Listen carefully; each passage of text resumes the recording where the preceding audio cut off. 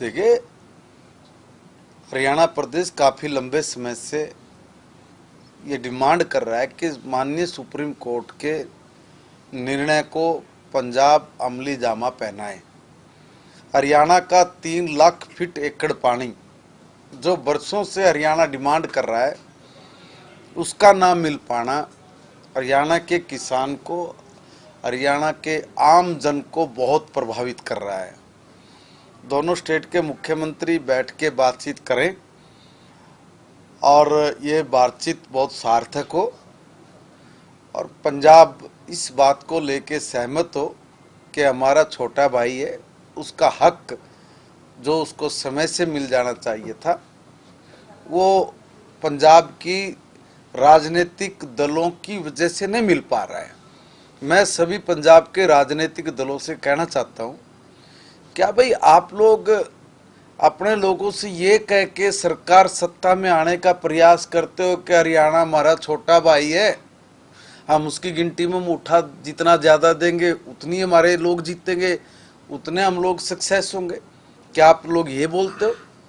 मेरा निवेदन है, आप लोग ये भी तो कह के चुनाव लड़ सकते हो, अपनी सरकारें बना सकते हो कि हरियाणा हमारा भाई है और उसका हक हम उसको देंगे, और जो पानी हमारा बह के इधर उधर जाता है हम लोग उसको रोकेंगे। और इतना ही नहीं, जो मेरे देश का पानी पाकिस्तान जा रहा है, हम लोग पंजाब के लोग, पंजाब की सरकार हरियाणा से, उत्तर प्रदेश से, राजस्थान से, सब लोगों से डिस्कस करेगी और वो जो पानी जो बह रहा है उस पानी को हम लोग अपने देश में कैसे यूटिलाइज करें, इसका बंदोबस्त करेगी। ये भी तो कह के हो सकता है, इसमें किसको नुकसान है? मगर ये कह के सरकारें बनाना कि भाई हम तो हरियाणा न मारेंगे, हरियाणा के लोगों की गर्दन कलमी करना है अगर उसको पानी नहीं मिल पा रहा है, उसके खेत अगर बर्बाद हो रहे हैं तो इसमें उनको आपको खुशी मिलती है क्या? इसलिए मेरा निवेदन है कि हमें अपना जो राजनीतिक दृष्टिकोण है पंजाब का वो बदलना पड़ेगा और बदलना चाहिए, ताकि आप ही के भाई हैं वो समृद्ध हों। इस समृद्धि में उनका सहयोग होना चाहिए, न कि उसमें आप लोग किसी तरह की ऐसे कार्य करें कि जो कहीं से भी शोभा ना देते हो। सर, सत्यपाल मलिक जी का निधन हुआ है, बड़ा अफसोस है, मुझे भी अभी पता लगा है कि आदरणीय मलिक साहब हम सब लोगों के बीच में नहीं रहे हैं। परमात्मा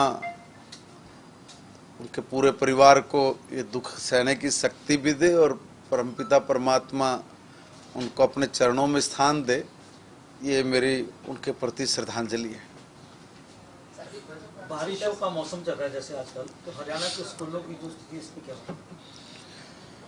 बिल्कुल सही कहा। देखिए, सावन का महीना और बारिश का मौसम है, ऐसे में ये सही बात है कि मैंने बहुत पहले ही, बारिश आने से पहले एक पत्र सब पंचायतों को भी, सब प्रिंसिपल्स को भी और डिपार्टमेंट को भी एक पत्र जारी किया था और मैंने ये कहा था कि भाई कोई भी स्कूल है, अभी छुट्टियां भी थी उन बीच में, कि हम लोग अपने स्कूल की छतों को जरूर साफ करें, अपने स्कूल में जहाँ भी साफ सफाई होनी चाहिए वो ज़रूर करवाएं। उसके लिए पंचायत की मदद लें, उसके लिए दूसरे अन्य संसाधन हैं, आप लोग उनका उपयोग करें, ताकि, और ग्राम पंचायत भी है और एसएमसी भी है, ये उनकी भी जिम्मेवारी है, इसलिए कोई व्यक्ति अपने जिम्मेवारी से ना भागे और उसके लिए कोई अभियान चलाएं, चाहे वो सफाई का अभियान हो, चाहे स्वच्छता को लेके हमें गांव की कमेटी बना के उसके जरिए स्कूल्स, जो हमारी राष्ट्रीय संपत्ति है, जो हमारी धरोहर है, जहां से हम लोग अपने आज का और भविष्य का निर्माण कर रहे हैं, उनमें किसी तरह की कोई चूक ना हो। तो उसके लिए मैंने पत्र जारी किया था। बहुत सारी पंचायतों के जवाब आए थे कि सर हमने आपकी बात से सहमत है और आज से पहले कभी किसी ने इस तरह की बात हम लोगों से नहीं की थी, और बहुत सारे स्कूलों ने इस अभियान के रूप में लिया है, गांव के लोगों ने लिया और उसमें उन्होंने काफ़ी सफाई भी की है। फिर भी अगर कहीं कोई ऐसी बात है कि जहाँ से कहीं कोई टपका लगने की बात आई हो, कोई भवन जो जर्जर हुए हो, वहाँ पे कोई अव्यवस्था हुई हो, तो उसके लिए भी मैंने डिपार्टमेंट को एक पत्र जारी किया। मैंने उनको कहा, पत्र ही जारी नहीं किया, उसमें मैंने कहा है कि एस्टिमेटेड रिपोर्ट लेके आओ कि भाई कितने ऐसे स्कूल है जिनके भवन जर्जर हालात में।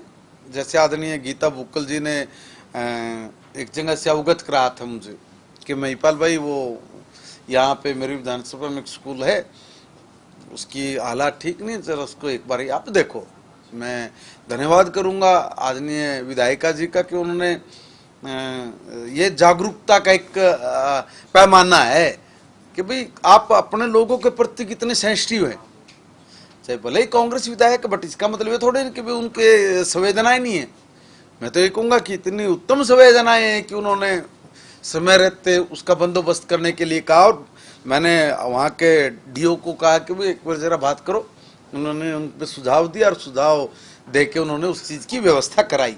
अगर ऐसा ही कोई स्कूल बनता है जिसकी हालात या जिसको डिपार्टमेंटली आपने कंडम कराया हुआ हो, तो उसकी व्यवस्था के लिए डिपार्टमेंट तैयार है। हम लोग उसको कहीं भी एडजस्ट करने के लिए एकदम रेडी हैं और हम उनको एडजस्ट करेंगे। साथ में ही जो भवन कंडम दिखाए गए हैं उसके लिए हमने कहा है कि इसका फटाफट करके टेंडर लगाओ और टेंडर लगा के इस काम को भी दुरुस्त करो, ताकि लंबे समय से जिन भवनों का, मान लीजिए कोई स्कूल बने 40 साल हो गए, 50 साल हो गए, है ना, ऐसे स्कूलों की भी एक संख्या है, तो उसकी भी रिपोर्ट आ जाएगी। और वो एस्टिमेटेड रिपोर्ट मैंने कहा कि वो आप देंगे। तीसरा कि जहाँ पर स्कूलों के रूम्स की डिमांड आई हुई थी कि भाई यहाँ पे स्कूल के रूम्स अभी तत्काल बनाए जाए, उसका हमने टेंडर भी लगाया है और उसमें काफ़ी जगह के स्कूल वो जो रूम्स से वो बन के तैयार भी हो गए, उसमें क्लास भी लगनी शुरू हो गई है। देखिए, जिसकी भी रिपोर्ट आती जा रही है, जिसकी भी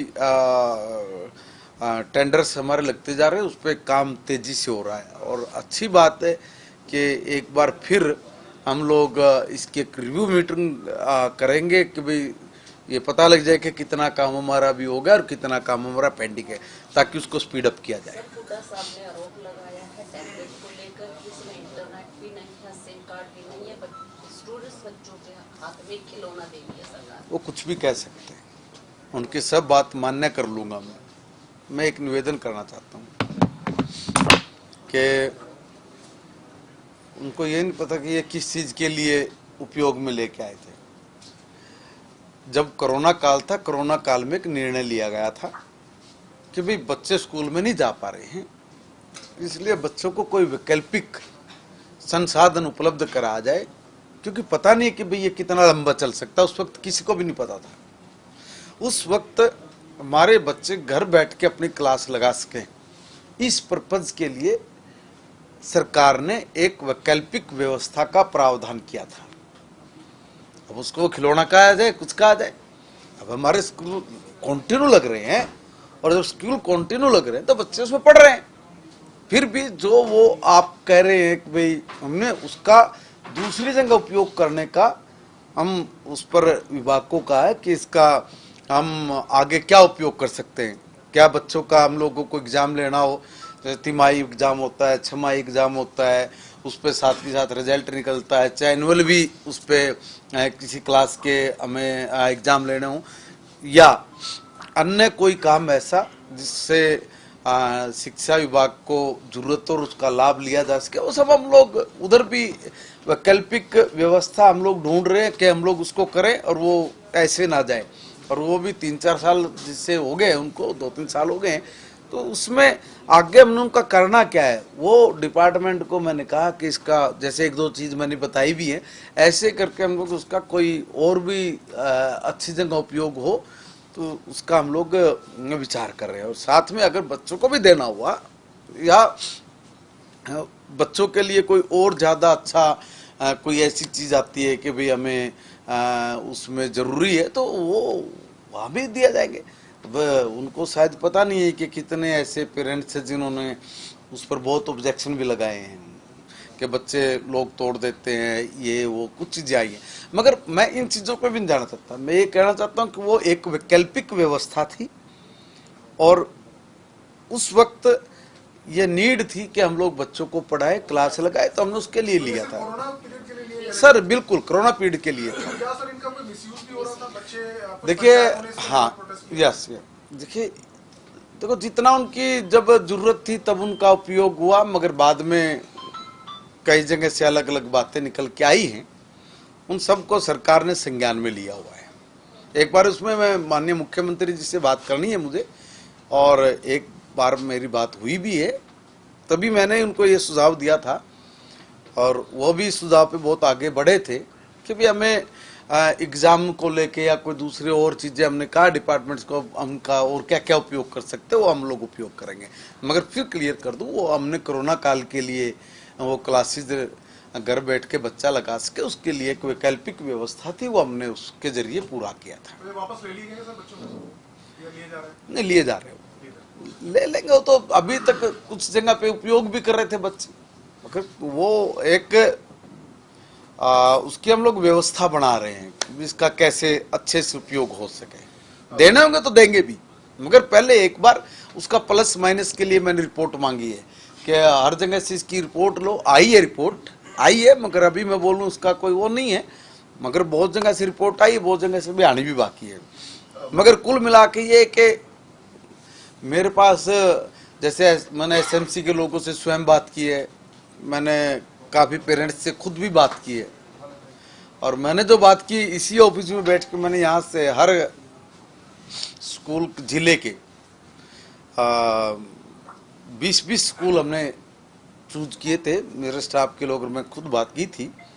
मैंने पेरेंट्स से भी बात की, मैंने टीचर से भी बात की, मैंने स्टूडेंट्स से भी बात की, तो उसका एक प्रतिक्रिया आई थी। वो प्रतिक्रिया पहले मैं एक बार मुख्यमंत्री जी को बताऊंगा, फिर उसके बाद हम लोगों को आगे जो निर्णय लेना होगा वो सरकार के तौर पे उस निर्णय को लेंगे। मंत्री जी जी, इसको लेकर काफी खिलाफत भी हुई। देखिए मैं एक निवेदन कर रहा हूँ, मैं अपनी बात करूँगा। हमने स्पष्ट तौर पे कहा था कि हम अगले 3 महीने तक पूरी तरह से हिंदी में इस विभाग में काम शुरू हो जाएगा। आज मैं बड़े संतुष्ट हृदय से कह सकता हूँ कि 80% से ज़्यादा काम मेरे पास जो आने लगा वो हिंदी में आने लगा है। और आज सौभाग्य है, क्या आपने शायद मेरी बात सुनी है तब प्रश्न पूछा या क्या, मैंने आज भी अभी अधिकारियों से कहा है कि अगले 1 महीने तक आप 100% हिंदी में ही सब काम करके लेके आएंगे। मंत्री जी राम रहीम को बार बार पैरोल मिलती है, इसको लेकर सवाल उठ रहे हैं, कैसे देखते हैं? हजार देखिए मेरे ख्याल से शायद ये मामला कोर्ट में है, और अदालत के किसी भी मामले में मैं कुछ नहीं कह पाऊंगा। पैरोल तो सरकारी ये जो हिंदी वाला मामला है, इस मैटर को लेकर आपने जब ये कहा था कि भाई सारे काम आप तो 80% शुरू भी हो चुके हैं, लेकिन इसकी काफी खिलाफत की गई कि मंत्री को जो है वो इंग्लिश भी आनी चाहिए, पढ़े लिखे मंत्री जो है वो शिक्षा विभाग के होने चाहिए, ताकि आगे वो किसी कॉन्क्लेव में जाएं तो उनको कोई आपत्ति ना हो, किसी से बातचीत करें तो कोई आपत्ति मुझे ना हो। कोई दिक्कत नहीं है किसी से भी किसी भी भाषा में बात करने से। अब कोई आदमी कुछ भी बोले उससे मैं कुछ नहीं कह सकता। इसका मतलब ये नहीं है कि मैंने ये कह दिया कि हिंदी में बात करो कि मुझे इंग्लिश नहीं आती। फिर भी मैं ये निवेदन कर रहा हूँ सबसे कि हिंदी मेरी राष्ट्रभाषा है, और मुझे बड़ा फक्र गर्व है कि मैं अपनी राष्ट्रभाषा में काम करूँ। मुझे एक बात बताइए, चाइना में कौन सी इंग्लिश बोली जाती है भाई? जापान में कौन सी इंग्लिश बोली जाती है? फ्रांस में कौन सी इंग्लिश बोली जाती है? वो देश तो बिल्कुल एकदम कंडम है। और एक और बात बताइए, मेरे से पहले जो इस तरह के क्वेश्चन उठाते हैं, सवाल उठाते हैं, मैं बहुत सारे कमेंट मैंने पढ़े भी हैं, फिर भी मैं बताना चाहता हूँ, ये हिंदी बोलने में, हिंदी में काम करने में स्तर गिरेगा। मैं एक ऐसे लोगों से प्रश्न पूछना चाह रहा हूँ, और चलो मैं तो हिंदी बोलने वाला हूँ, मेरे से पहले तो जो भी कोई सरकारें रही होंगी 50, 55, 60 साल में, बड़े इंग्लिश बोलने वाले आए होंगे, उन्होंने एक ये परिवर्तन किया, बोलो एक परिवर्तन, मान जाऊंगा और मैं जो हिंदी में काम करने वाला हूं, मैं बताता हूं क्या परिवर्तन किए मैंने। इतना फास्ट मैंने एनईपी को लागू किया हर जगह पे, और हम लोग देश के पहले राज्य बन गए। बाकी जगह तो बहुत इंग्लिश बोली जाती होगी स्टेटों में, तो वो लोग ITEP सिर्फ उसको अप्लाई करना है। वो तभी अप्लाई हो सकता है जब आप एनईपी के कुछ काम है वो पूरे कर ले। तो मैं तो हिंदी वाला हूं, मैं तो अपना करके, और ITEP में भी मैंने तो अप्लाई कर दिया। देश के जो बाकी अंग्रेज हैं वो तो नहीं कर पाए, वो तो उसको लागू भी नहीं कर पाए, उसके नजदीक भी नहीं पहुंच पाए। ये किसी ने कहा कि भाई हिंदी बोलने वाला तो अज्ञानी हो गया और इंग्लिश बोलने वाला बड़ा तुर्रम खा है। मैंने ऐसे बहुत लोगों को देखा है। मैं बड़े फक्र के साथ कहता हूं कि मैं हिंदी का मेरी राष्ट्रभाषा है और मैं अपनी राष्ट्रभाषा को पूछता हूं।